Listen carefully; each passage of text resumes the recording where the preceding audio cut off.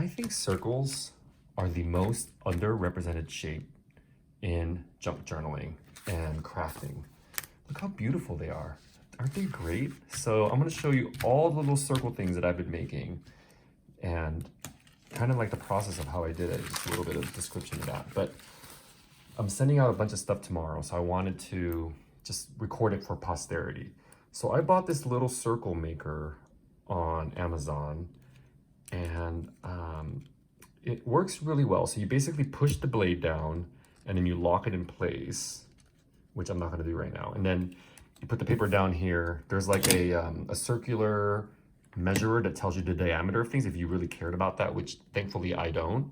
And then you press this down to hold the paper under down, and then you use this to kind of dial around, and this blade will cut the circle shape.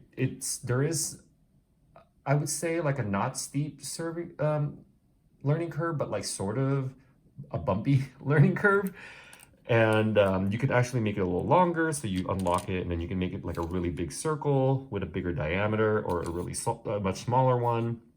So it's actually pretty cool. I actually think it's a good investment. I'll put a link to the Amazon product below so you can take a look at that.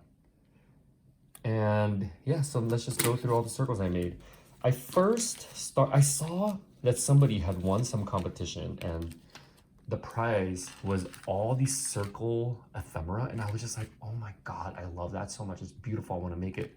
So the first few ones, actually, I traced the circle with like a lid or a plate, and then like painstakingly cut it with like my super dull office scissors. I ended up getting Tim Holtz one later on, which were a lot better, the micro serrated ones, but these were such trouble to do.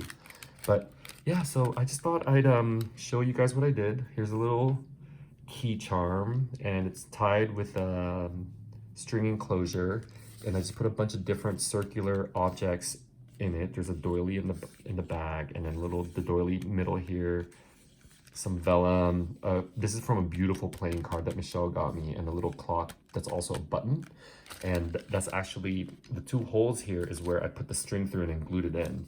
And then once you open it, inside is more random circular things. So I first glued it upside down, this piece of vellum paper. And so I was just like, instead of ripping it off, I'm just like, you know what, let me just do two, so it looks like I did it on purpose.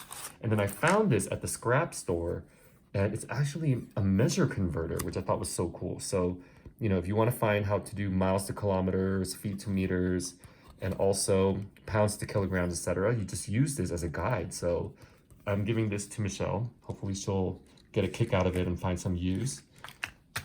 And I just like it. It's like a really beautiful, cute little dainty thing, but also kind of mystical. And then the second one I made was this one. Same idea. I put the thread through a cardboard button clock. And then inside, I'm still trying to figure out what I'm gonna put in here. Maybe a pad of paper or something, like a small pad of circular paper, which I have made a bunch of. And I just think it's really pretty. Just poke a hole in it and put a brad through it. Like, I'm like annoyed at myself. I don't know why I had two holes. I keep making mistakes. So these are all kind of like growing pain things. So yeah, there's that. So that would be a cute idea, I think. And just more collaging, circles and squares. I used a bunch of paper that I had cut circles out of, so thinking that I'd kind of like gave a cool effect, and it sort of does. So these are all things that I was using as scrap, and I was punching holes out of them with a little music note charm.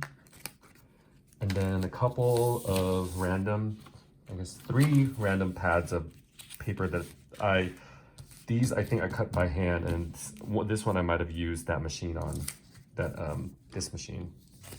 But yeah, it's just random scraps and coffee dyed paper, music pages, old books, doily, graph paper, line paper.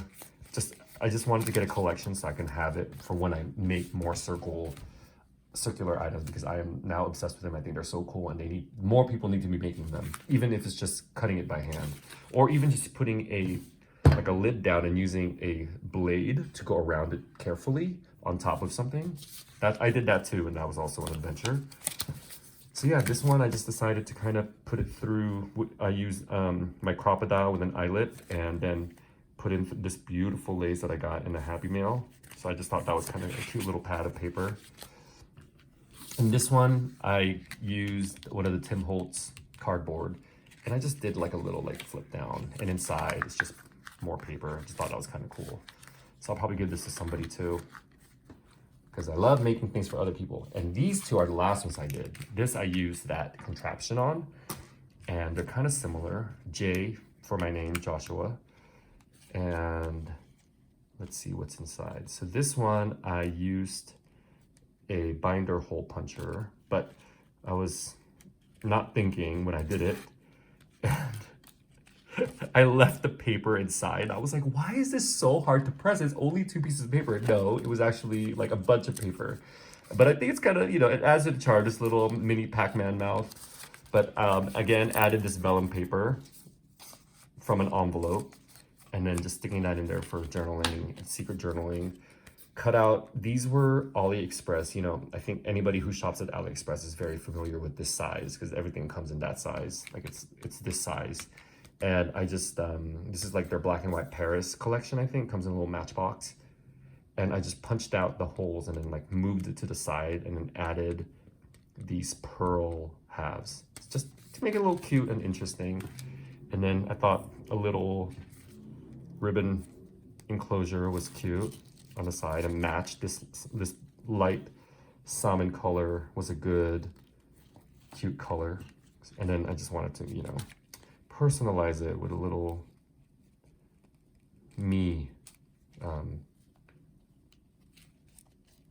paper clip.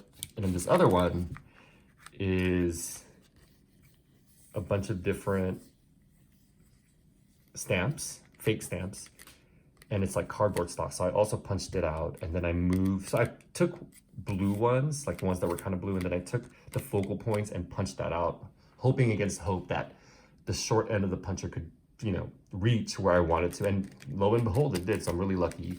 And then ink the edges a little bit, because, you know, we got to ink everything.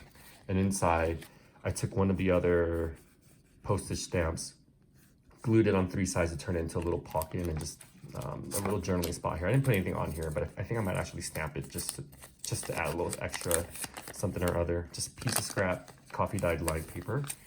So let me take that out so I can remember. And then here's a little bit more to put more writing with little Brad. And just everything kind of just matches together. I like it. And this is just the enclosure. So yeah, these are all the little circular things that I made. I'm very happy. You should challenge yourself and make them, because they bring joy to your life. They really do.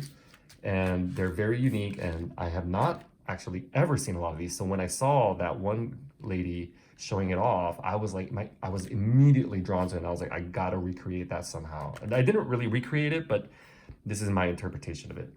So yeah, happy circle making, my friends. Bye.